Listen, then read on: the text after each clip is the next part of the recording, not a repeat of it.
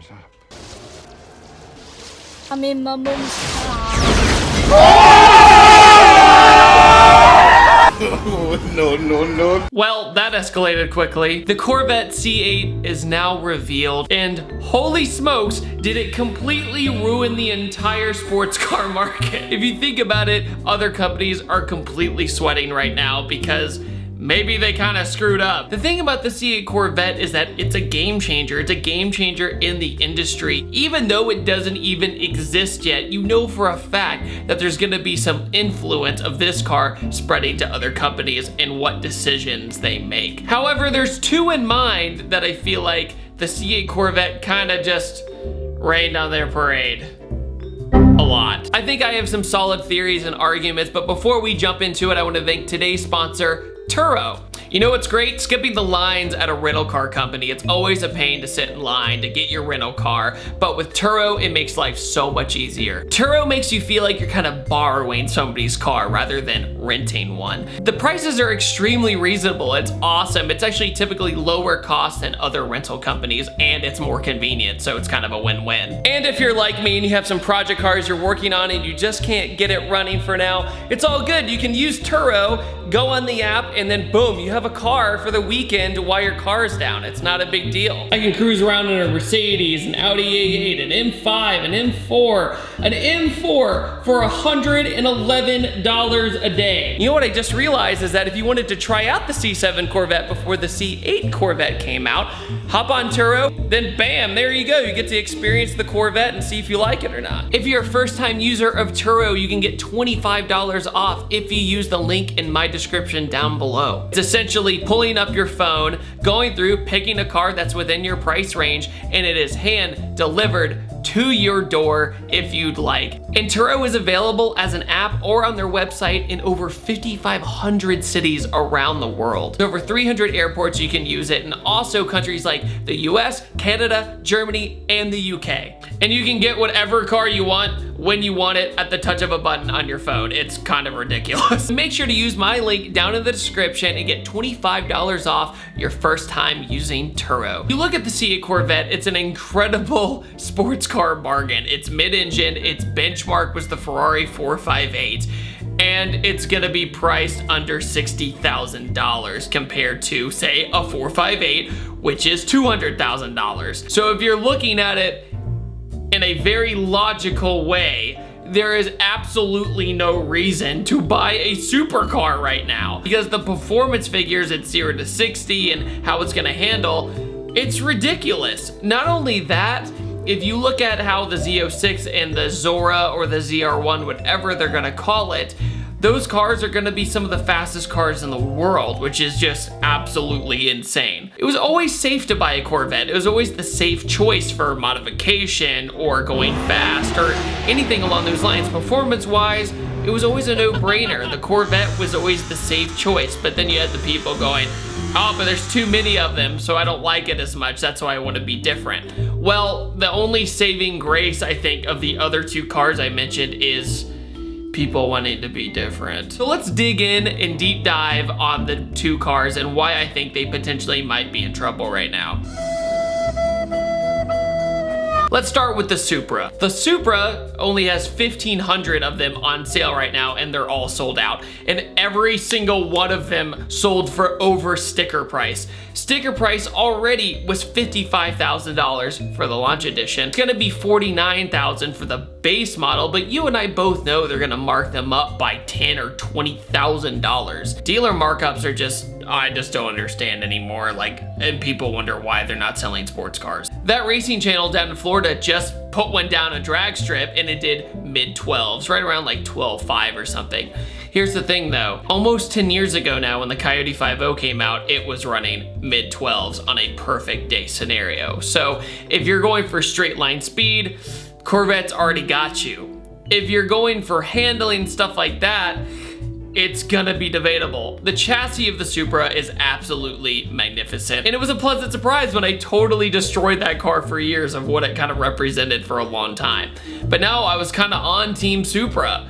But now it's really hard. I don't even know how to feel anymore. I will say the horsepower figures of the Supra don't add up. They just don't. I mean, the Supra feels faster than what it says on paper, and that's a good thing. Another thing about the Supra though, over the C8 Corvette, if you want to argue, you and I both know the aftermarket is gonna absolutely be immense for this car. The Corvette, of course, is gonna have supercharger kits and twin turbos and all that kind of stuff performance-wise.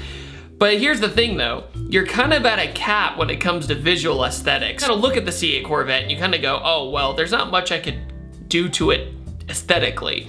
The Supra though has tons of possibility of messing with it aesthetically, and you can make it look prettier or more wild or anything like that. When it comes to personalization, the Supra will have the edge on the Corvette. There's no doubt about it. Kind of have a car that waited a little too long to come out.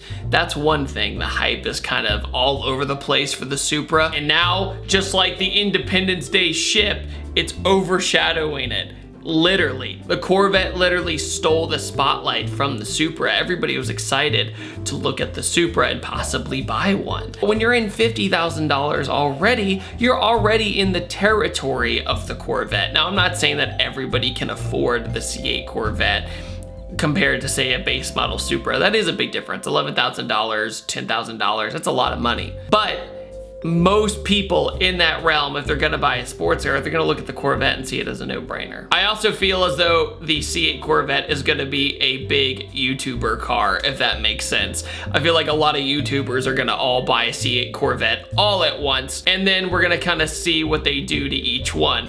But another reason why I'm kind of questioning the C8 Corvette a little bit, it's like buying a new iPhone, right? The first year is always concerning. The moment you buy the first year of a new platform, there's always little tiny gremlins or little things that they need to work out. The first year of a brand new sports car is like a beta test. They're seeing what they need to refine and what to test and make better. So there might be a lot of those cases, but we don't know. No.